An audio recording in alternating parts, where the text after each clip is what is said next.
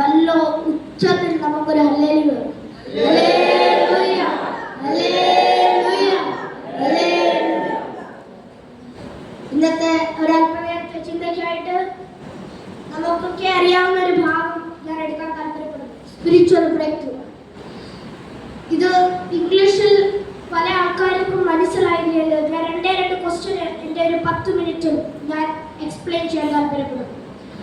ഒന്നാമത്തെ ക്വസ്റ്റ്യൻ, എന്തുവാണ് spiritual break through? രണ്ടാമത്തെ ക്വസ്റ്റ്യൻ, എങ്ങനെ നമുക്ക് ഈ ഒരു സ്പിരിച്വൽ ബ്രേക്ക് ത്രൂ ഉണ്ടാവും?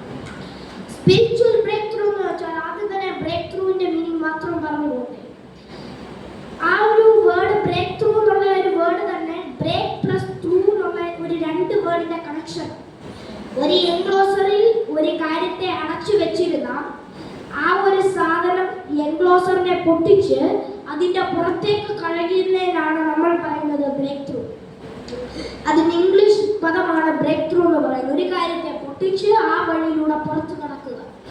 ഇത് നമ്മുടെ പല സ്പിരിച്വൽ റലമില് നമ്മളിത് പറയുമ്പോൾ നമ്മുടെ പല ജീവിതം, നമ്മുടെ പല ഹാബിറ്റുകള്, ലോകമോഹങ്ങള്, പൈശാചിക ശക്തികൾ നമുക്കെതിരെ പോരാടുന്നുണ്ട്. നമ്മൾ ഈ ഒരു സെക്കൻഡിൽ ഇവിടെ നിൽക്കുന്നതും സ്പിരിച്വൽ വാർഫെയറിലാണ് നടന്നുകൊണ്ടിരിക്കുക. എന്നാൽ ഈ ഒരു സമയത്തും ഇത് നമുക്കെതിരെ ഒരു മതിൽ കെട്ടി വെച്ചിട്ടുണ്ടെങ്കിൽ ദൈവത്തിന്റെ ശക്തിയാലും പ്രാർത്ഥനയാലും ഈ ഒരു വാളിനെ നമ്മൾ പൊട്ടിച്ച് പുറത്തു കളയുകയാണ്. അതിനാണ് സ്പിരിച്വൽ ബ്രേക്ക് ത്രൂ എന്ന് പറയുന്നത്.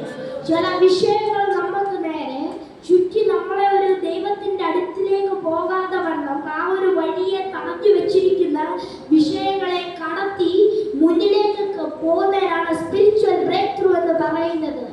ഞാൻ ഇനി അടുത്ത ഒരു ക്വസ്റ്റ്യൻ ഞാൻ നിങ്ങൾക്ക് പരിചയപ്പെടുത്തി തരാം. എന്തുവാണ് spiritual breakthrough? Spiritual breakthrough നമുക്ക് നമ്മുടെ ഓരോരുത്തരുടെയും ജീവിതത്തിൽ ഏറ്റവും എസെൻഷ്യൽ ആയിട്ടുള്ള ഒരു കാര്യമാണ്. സ്പിരിച്വൽ ബ്രേക്ക് ത്രൂ ഉള്ള ഒരാൾക്ക് ദൈവത്തിലേക്ക് കൂടുതൽ ക്ലോസർ ആയിട്ട് അടുക്കാൻ പറ്റത്തുള്ളൂ. ലൂസിഫർ, നമ്മുടെ സാത്താന് ഒരു പ്രാവശ്യം നമ്മളെ ടെസ്റ്റ് ചെയ്തിട്ട് പരാജയപ്പെട്ടെങ്കിൽ സാത്താൻ നമ്മളെ വിടത്തില്ല. അന്ത സമയം വരെയും നമ്മളെ ഓരോ ടെസ്റ്റിലൂടെ, ഓരോ ടെംപ്ടേഷൻസിലൂടെ, ഓരോ ട്രയൽസിലൂടെയും സാത്താൻ നമ്മളെ പരീക്ഷിച്ചുകൊണ്ടേയിരിക്കും. യേശുക്രിസ്തുവിനെ ഡെസേർട്ടിൽ വെച്ചിട്ട് മരുഭൂമിയിൽ ഒരു പ്രാവശ്യം, ആദ്യത്തെ പ്രാവശ്യം പരിശോധിച്ചപ്പോൾ യേശു ജയിച്ചു. എന്നാൽ സാത്താൻ അവനെ അവിടെ വെച്ചിട്ട് വിട്ടില്ല. അടുത്ത സ്ഥലങ്ങളിലേക്ക് കൊണ്ടുപോയിക്കൊണ്ടേ ഇരുന്നു. ഒന്ന് കഴിഞ്ഞ് ഒന്ന് എന്നുള്ള രീതിയിൽ ഇങ്ങനെ സാത്താൻ മാറ്റിക്കൊണ്ടേ ഇരുന്നു. ഇതിനു വേണ്ടി ഓരോ ബ്രേക്ക് ത്രൂയും നമ്മൾ ഉണ്ടാക്കാനായിട്ട് ഈ കെട്ടിവെച്ചിരിക്കുന്ന മതില് നമ്മൾ അതിനെ പൊട്ടിച്ച് കടക്കാനായിട്ട് വേണ്ട ചില കാര്യങ്ങളാണ്. ഇത് ഈ ഒരു ടോപ്പിക്ക് നമ്മൾ ഡീപ്പറായിട്ട് പഠിക്കുവാണെങ്കിൽ ഇഷ്ടംപോലെ കാര്യങ്ങൾ നമുക്ക് ഇതിൽ നിന്ന് ഫിഗർ ഔട്ട് ചെയ്യാൻ പറ്റും. എന്നാൽ ഞാൻ ഒരു 5 കാര്യം മാത്രം പറഞ്ഞിട്ടിരിക്കാൻ താല്പര്യപ്പെടുന്നു. ഒന്നാമതായിട്ട് വേർഡ് ഓഫ് ഗോഡ്, ദൈവത്തിന്റെ വചനം. ദൈവത്തിന്റെ വചനത്തിനായിട്ട് അതിൽ ഈ എബ്രായരുടെ ലേഖനം 4-ാം അധ്യായം അതിന്റെ 12-ാമത്തെ വാക്യം അതിൽ എഴുതിയിരിക്കുന്നു, The word of God is alive and active, sharper than any double-edged sword. It cuts all the way through. ദൈവത്തിന്റെ വചനം ജീവനുള്ള വചനമായിരിക്കുന്നു. അത് ചൈതന്യമുള്ളതായിരിക്കുന്നു. ഒരു വാളിനെ പോലെ അതിന്റെ വഴി അത് കട്ട് ചെയ്ത് മാറ്റുന്നു. എനിക്ക് അവസാനത്തെ ലൈനാണ് എനിക്ക് ഏറ്റവും ഇഷ്ടപ്പെട്ടത്. ഒരു വാൾ വെറുതെ നിൽക്കുകയില്ല. മറ്റൊരു പോരാട്ടത്തിലേക്ക് വരുമ്പോൾ അതിനെ ജയത്തിലേക്ക് കൊണ്ടുപോകുന്ന സകലതിനെയും അത് സ്വന്തമായി തന്നെ കട്ട് ചെയ്ത് മാറ്റുകയാണ്. പൈശാചിക ശക്തികൾ നമുക്കെതിരെ ഒരു വാളായിട്ട് നിൽക്കുമ്പോൾ നമ്മുടെ വേർഡ് ഓഫ് ഗോഡ് വെച്ചിട്ട് നമ്മുടെ വാളായി എടുത്തിട്ട് അതിനെ കട്ട് ചെയ്ത് മാറ്റുമ്പോൾ അപ്പുറത്തേക്ക് കടക്കാൻ കഴിയും. അതിനാണ് ദൈവത്തിന്റെ വചനം നമ്മൾ യൂസ് ചെയ്യുന്നത്. ദൈവത്തിന്റെ വചനം കൊണ്ട് എപ്പോഴും പിശാച് ഒരു പ്രാവശ്യം തോക്കുവാണെങ്കിൽ തോൽവി വെച്ചിട്ട് അടുത്ത പ്രാവശ്യം ആ തോൽവിയെ മാറ്റിയിട്ട് അടുത്ത പ്രാവശ്യം വേറെ ടെസ്റ്റ് ഇടും. അപ്പോൾ വേറെ ടെസ്റ്റിന് ഈ ആദ്യത്തെ വാളൊരു ഇച്ചിരി ചെറിയതായിരിക്കും. അതിന്റെ ദൈവത്തിന്റെ വചനം നമുക്കറിയാവുന്ന ഇതിൽ നമുക്ക് അതിനെ പൊട്ടിച്ചപ്പുറത്ത് കടക്കാൻ കഴിയും.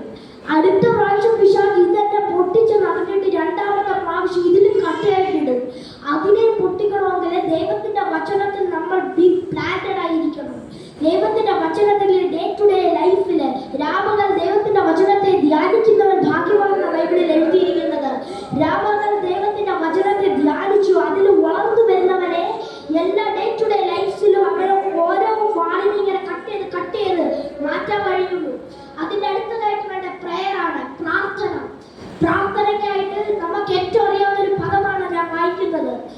അപ്പോസ്തല പ്രവർത്തിയുടെ ലേഖനം 6-ാം അധ്യായം 25-ാം വാക്യം. About midnight, Paul and Silas were praying and singing hymns to God, and the other prisoners were listening to them. ഇത് നമുക്ക് പൗലോസ് ശീലാസിന്റെ കഥ നമുക്ക് ഏറ്റവും കൂടുതൽ പറഞ്ഞു കേട്ടിട്ടുള്ള ഒരു കഥയാണ്. രാത്രി നേരങ്ങള് ഒരു മിഡ്നൈറ്റ്, ഒരു 12 മണിയുടെ നേരമാണ് ഞാൻ എടുത്തോട്ടെ. അവര് 12 മണിയുടെ നേരത്ത് അവനിരുന്ന് ആരാധിക്കുകയും പ്രാർത്ഥിച്ചുകൊണ്ടിരിക്കുക. അവന്റെ കാലയില് ഭയങ്കരമായിട്ടുള്ള തടിക്കഷ്ണം ഇട്ടിട്ടുണ്ട്. അവന് പോവാതെ കൈകളും കാലുകളും ചെങ്ങലയിൽ കെട്ടിയിട്ടിരിക്കുക. എന്നാൽ അതൊന്നും അവനൊരു മാറ്റർ അല്ല. അവനറിയാം, ഞാൻ ദൈവത്തിനോട് വിളിച്ചാൽ ദൈവം എനിക്കൊരു ബ്രേക്ക് ത്രൂ ഉണ്ടാക്കും. എങ്ങനെയെങ്കിലും ഞാൻ ഇവിടുന്ന് രക്ഷപ്പെടണമെങ്കിൽ ഞാൻ ദൈവത്തിനോട് പ്രാർത്ഥിക്കണം. സന്തോഷത്തോടെ ദൈവത്തിന് ഹൈറ്റ്സൊക്കെ പാടി പ്രാർത്ഥിച്ചുകൊണ്ടിരിക്കുക. അവിടെ ബ്രേക്ക് ത്രൂ സംഭവിച്ചില്ലേ? എർത്തുകേക്ക് അപ്പോഴാണ് ഉണ്ടായത്. പ്രാർത്ഥനയിലൂടെ ചില ബ്രേക്ക് ത്രൂ അപ്പോൾ ഉണ്ടാവും. ദൈവത്തിന്റെ വചനവും പ്രാർത്ഥനയും വെച്ചിട്ട് നമ്മൾ പിശാചിനെതിരെ പോരാടിയാൽ ഉറപ്പായിട്ട് നമുക്ക് വിജയം വരും. പ്രാർത്ഥന ഒരു നമ്മളെ പ്രാർത്ഥിക്കുമല്ല, ദിവസവും പ്രാർത്ഥിക്കുക. വിത്ത് പെർസീവറൻസോടെ ഞാൻ വീഴുകയില്ല. ഞാൻ ഒരു പ്രാവശ്യം തോറ്റാലും ഞാൻ ഇനി തോക്കുകയില്ല. ദൈവത്തിന്റെ വചനത്തിൽ റൂട്ടഡ് ആയിട്ടും പ്രാർത്ഥനയിൽ എപ്പോഴും എന്നേക്കുമായി വളർന്നുകൊണ്ടിരിക്കണം. അതാണ് പെർസീവറൻസ് എന്ന് നമ്മൾ വിളിക്കുന്നത്.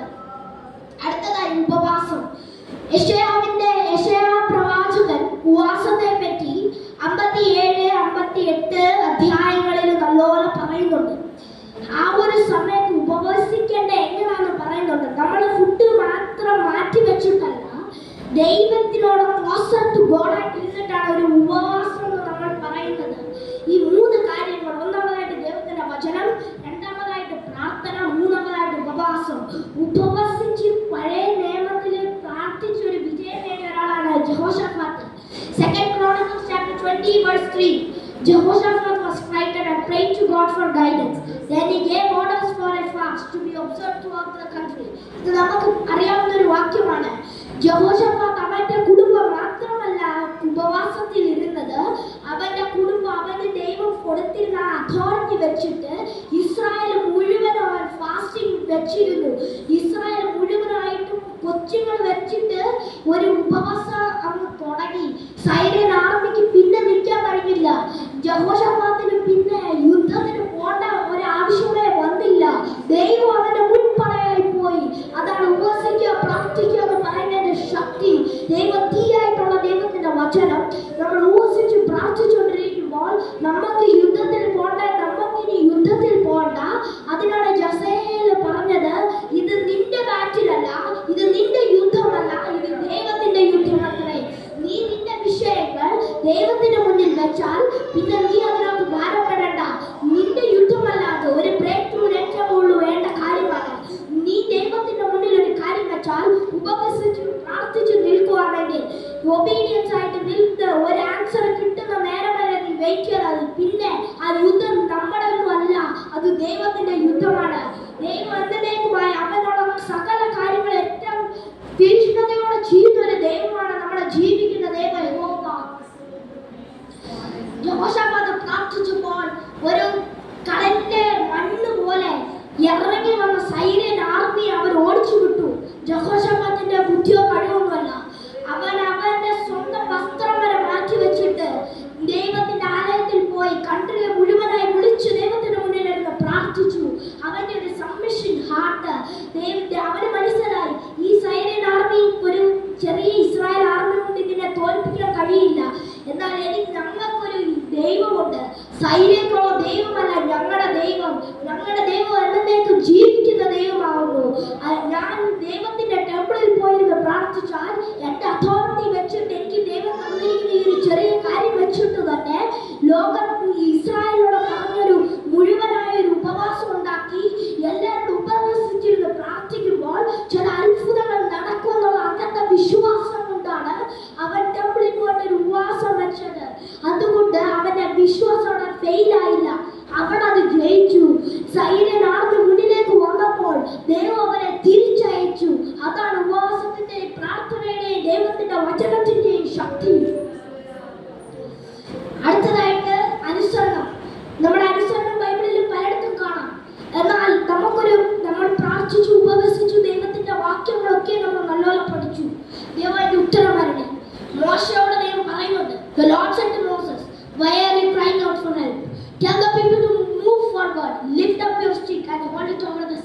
water will divide and Israelites will be able to walk on dry ground.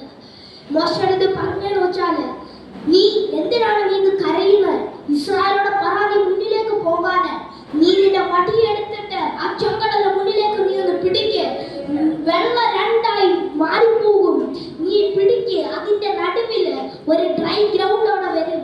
ഒരു വെള്ളം, ഒരു സീയിലെ ഡ്രൈ ഗ്രൗണ്ട് എന്ന് വെച്ചാൽ അതിന്റെ മണ്ണ്, അതിന്റെ വെള്ളം ഫുൾ അബ്സോർബ് ചെയ്തിട്ട് മണ്ണ് പരപരാതിരിക്കുന്ന ഒരു മണ്ണായിരിക്കാം. എന്നാലും ദൈവം പറഞ്ഞനുസരിച്ച് മോശ ആ ഒരു വടി മുന്നിലേക്ക് നീക്കിയപ്പോൾ അതിന്റെ നടുവിൽ, ചെങ്കടലിന്റെ നടുവിൽ ഒരു വഴി പിളർത്തി. അതാണ് ബ്രേക്ക് ത്രൂ എന്ന് പറയുന്നത്. കുറെ ഈജിപ്ഷ്യൻ ആർമി ഓടി വരുക, അവരുടെ കുതിരകളിലും രഥങ്ങളിലും വരികയാണ്.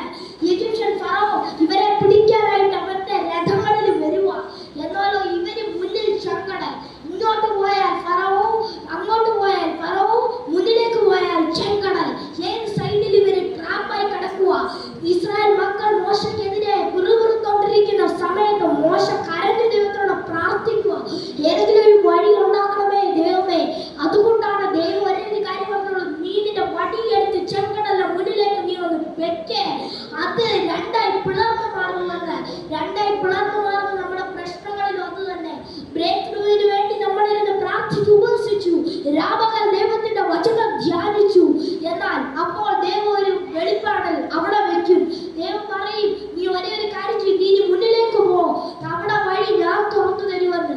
അപ്പൊ നമ്മൾ പുറകിലേക്ക് നിൽക്കരുത്. വിശ്വാസത്തോടെ, പൂർണ്ണ വിശ്വാസത്തോടെ, എന്റെ ദൈവം ഇത് ജീവനുള്ള പൂർണ്ണ വിശ്വാസത്തോടെ നമ്മൾ മുന്നിലേക്ക് പോകണം. വാതിലുകൾ അടഞ്ഞു കിടക്കുന്നതൊക്കെ വാതിലുകൾ തുറക്കപ്പെടുക സമയത്ത് അനുസരണം. മോശയോട് പറഞ്ഞ അവന്റെ വടിയെടുത്ത് നിൽക്കുന്നത് നീട്ടാണ്. ചെങ്കടൽ എന്ന് വെച്ചാൽ കിലോമീറ്ററുകൾക്ക് കിടക്കുക. അതിന്റെ മധ്യേ ഒരു ഡ്രൈ ഗ്രൗണ്ട്. ഇത്രയും വെള്ളത്തെ രണ്ടായി ഡിവൈഡ് ചെയ്തിട്ട് അതിന്റെ മുന്നിൽ ഒരു ഡെസേർട്ടിലെ ഗ്രൗണ്ട് പോലെ ചെയ്യണമെന്ന് പറഞ്ഞാൽ ഈ ലോകത്തിന് അത് ഇമ്പോസിബിൾ ആയിട്ടുള്ള കാര്യമാണ്. എന്നാലോ ദൈവത്തിന് അത് പോസിബിൾ ആണ്. മോശ ഒരേ ഒരു കാര്യമുള്ള വടിയെടുത്തിട്ട് മുന്നിലേക്ക് നീട്ടി. അപ്പത്തിന് രണ്ട് ആക്ഷൻ അവിടെ നടന്നു. അതാണ് സൂപ്പർ നാച്ചുറൽ പവർ. അതാണ് ബ്രേക്ക് ത്രൂ എന്ന് പറയുന്നത്. വാചകടൽ പോലെ ഇരുന്നതിനെ ദൈവം പിളർത്തുവന്നേ. അടുത്തതായിട്ട് വേണ്ട സബ്മിഷൻ.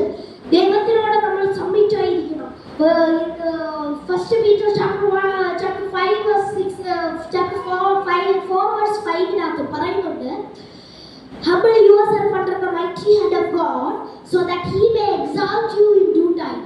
ദൈവത്തിന്റെ വലക്കരത്തിന്റെ തടിയിൽ താന്നിരിപ്പി, തക്ക സമയത്ത് ദൈവം നിങ്ങളെ ഉയർത്തുമെന്ന്. അതിനകത്ത് പറയുന്നതാണ് നമ്മൾ ദൈവത്തിന്റെ കൈക്കീഴിൽ താന്നിരിക്കേണ്ടവരാ. അതിനകത്ത് 2 രാജാക്കന്മാരുടെ പുസ്തകത്തിൽ 19 അധ്യായം 1 വാക്യത്തിൽ പറയുന്നുണ്ട്, as soon as King Hezekiah heard their report, he tore his clothes in grief, put on sackcloth and went to the temple of God. ഇവ ഹെസക്കിയ എന്ന് പറഞ്ഞൊരു രാജാവാണ്. രാജാവിന് ഇഷ്ടംപോലെ ആർമിയും കുതിരയും നല്ല വസ്ത്രവും ഒക്കെയും ഉണ്ട്. എന്നാൽ സൈറിയൻ ആർമിയുടെ റിപ്പോർട്ട് കേട്ടപ്പോൾ ഈ ഹെസക്കിയ വന്നിട്ട് അവന്റെ വസ്ത്രം കീറി മാറ്റിയിട്ട് ദൈവത്തിന്റെ ആലയത്തിലേക്ക് പോയി സാക്ക്ലോത്ത് ഉടുത്തു. എത്ര റിപ്പന്റ്, എത്ര സബ്മിഷൻ ചെയ്ത ഒരു രാജാവാണ് ഹെസക്കിയ. ദാവീദും അതേപോലെ തന്നെ ഏതെങ്കിലും പ്രശ്നം ഉണ്ടെങ്കിൽ ദൈവത്തിന്റെ മുന്നിൽ പോയി പറയും. അവന്റെ ആർമിയിലോ ഇസ്രായേലിന്റെ ആർമിയിലോ ഒന്നും അവൻ ഡിപ്പെൻഡ് ചെയ്തില്ല, ദൈവത്തിന്റെ കൈക്കീഴിൽ താഴ്ന്നിരുന്നു. എന്നൊക്കെ ഒരു മനുഷ്യൻ ദൈവത്തിന്റെ കൈക്കീഴിൽ താഴ്ന്നിരിക്കുന്നോ അത്രയും നാളും ആ മനുഷ്യനെ അവന്റെ പ്രശ്നങ്ങളിൽ ദൈവം ഉയർത്തുന്നവനാ. ദൈവം വിശ്വസ്തനാണേ. ദൈവം ആ സമയങ്ങളിലൊക്കെയും എന്തൊക്കെ അവന്റെ കൈക്കീഴിൽ താഴ്ന്നിരിക്കുന്നു അവിടെയൊക്കെ ദൈവം ഉയർത്തും. ഈ ഒരു 5 കാര്യങ്ങൾ നമുക്ക് ഇനി ഇതിനെ ഫോളോ ചെയ്യാം. ഈ ഒരു ബ്രേക്ക് ത്രൂ എന്ന് പറയാൻ ഇഷ്ടംപോലുണ്ട്. ഞാൻ എന്റെ വാക്കുകളെ ചുരുക്കുന്നു. ഇനി നമുക്ക് വിശ്വാസത്തിലും പ്രാർത്ഥനയിലും ഉപവാസത്തിലും അനുസരണത്തിലും സബ്മിഷനിലും ദൈവത്തിന്റെ വചനത്തിലും മുന്നിലേക്ക് പോകാം. നമ്മുടെ ബ്രേക്ക് ത്രൂ ഉറപ്പാ. ഇതൊക്കെ നമ്മൾ പൂർണ്ണ മനസ്സോടെ ചെയ്യുമ്പോൾ ദൈവം നമ്മളെ കേൾക്കും, ദൈവം നമ്മളെ കേൾക്കും. നമ്മൾ വിശ്വസ്തരായിട്ട് ദൈവത്തിന്റെ നാമത്തിന് വേണ്ടി നിൽക്കുകയാണെങ്കിൽ ദൈവം നമുക്ക് വേണ്ടി നിൽക്കും. ദൈവം വിശ്വസിച്ച് ഇനി നമുക്ക് മുന്നിലേക്ക് നമ്മുടെ യാത്ര തുടരാം. പിശാച് ദൈവത്തിനേക്കാളും കുറവാണ്. ദൈവം നമ്മളെ സ്നേഹിക്കുന്നു. ഇത് എപ്പോഴും ഓർത്തോണ്ട് നമുക്ക് മുന്നിലേക്ക് പോകാം. ഈ വചനങ്ങളാൽ ദൈവം നമ്മളെ